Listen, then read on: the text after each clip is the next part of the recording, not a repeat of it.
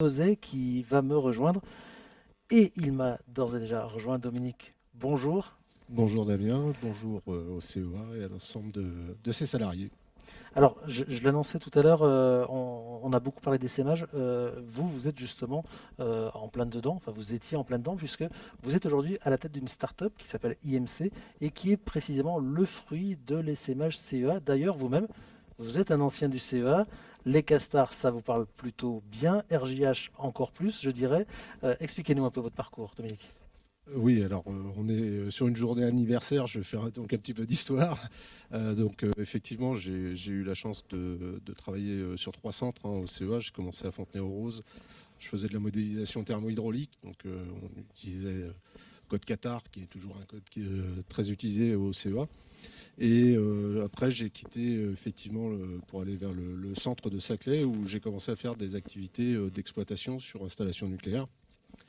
J'ai ensuite eu un parcours d'adjoint de chef d'INB, donc d'installation nucléaire, de chef d'INB, donc un métier assez passionnant, très prenant. Et ensuite, j'ai eu une expérience de chef de projet, donc de construction d'installations neuves. Donc une installation qui gère aujourd'hui les traitements, enfin assure le traitement des effluents donc sur le centre de Saclay.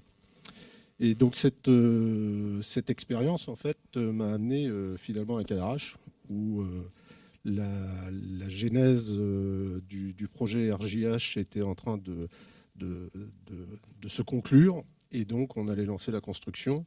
Et donc je suis intervenu effectivement, je suis arrivé à Cadarache pour m'occuper du lancement de la construction du réacteur. Donc le lancement de très gros contrats, enfin, c'est un projet majeur évidemment aujourd'hui pour le CEA et pour le CEA de Cadarache. Et ensuite, donc j'étais au Les Castars. Donc j'ai eu la chance de devenir le chef du Les Castars, où une installation, cette fois-ci, où on fait de l'activité de R&D sur du combustible irradié. Donc c'est vraiment un cœur de métier au CEA. Et voilà, et donc j'ai eu un parcours, je dirais, assez riche, et j'ai choisi de tenter effectivement une nouvelle aventure, qui était de créer effectivement une entreprise. Alors justement, c'est la question faussement naïve que j'allais vous poser. Pourquoi être parti alors pourquoi partir alors qu'on a une si belle carrière au sein du CEA? Oui, vous n'êtes pas du CEA parce que c'est souvent qu'on me pose la question. Euh, alors en fait, je crois que au CEA, enfin, comme dans toutes les grandes entreprises d'ailleurs, hein, que je vais d'ailleurs en parler d'un certain nombre que je côtoie, la problématique de l'innovation est un vrai sujet parce que l'innovation, effectivement, va appeler des problématiques d'agilité, de vitesse d'exécution, de goût du risque. Et ces éléments s'associent assez bien avec l'entrepreneuriat. Dans une grande entreprise, et Dieu sait si j'ai pu le côtoyer effectivement au CEA, hein, on est là sur des projets d'ampleur où effectivement il y a une maîtrise des risques permanente. D'ailleurs, aussi bien dans le cadre des projets que de la sécurité ou de la sûreté nucléaire. Donc finalement, c'est un petit peu antinomique. Et quand j'étais au Les Castars, on avait eu l'ambition de faire un projet dit d'open innovation. On n'a pas pu le mener au bout et néanmoins derrière ce projet, j'avais vu pas mal de choses autour de l'industrie du futur, l'industrie 4.0. Et je me suis dit, tiens, c'est peut-être l'opportunité de tenter ma chance et puis de faire autre chose avec le CEA.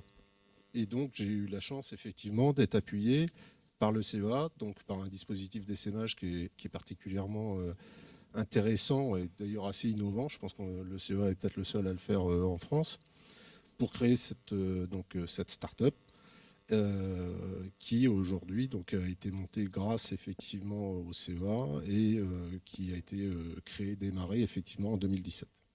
Alors la start-up, ça y est, elle existe, elle s'appelle IMC. IMC, déjà, qu'est-ce que ça signifie et qu'est-ce qu'on y fait?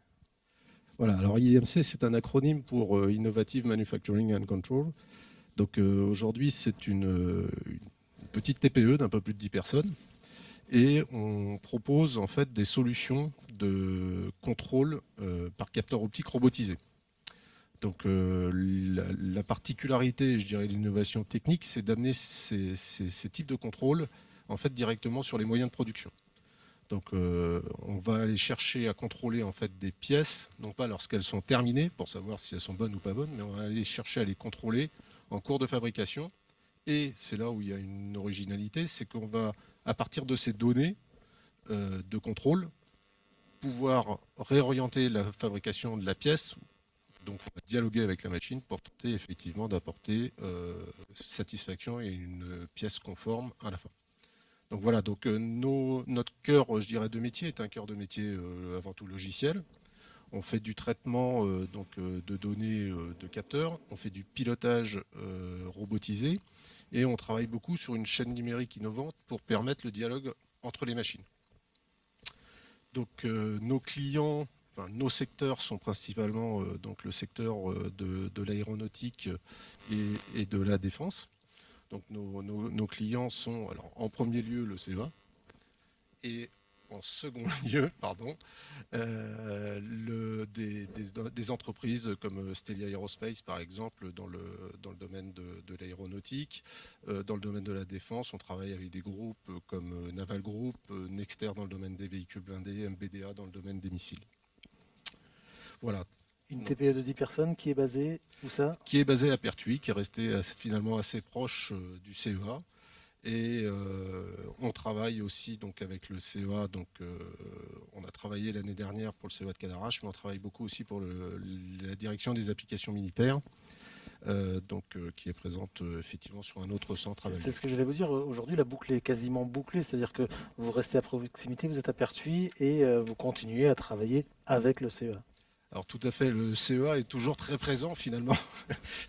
J'ai plus mon badge le matin, mais le CEA est très présent. Le CEA est donc d'abord et avant tout, je dirais, présent de manière institutionnelle au capital de l'entreprise.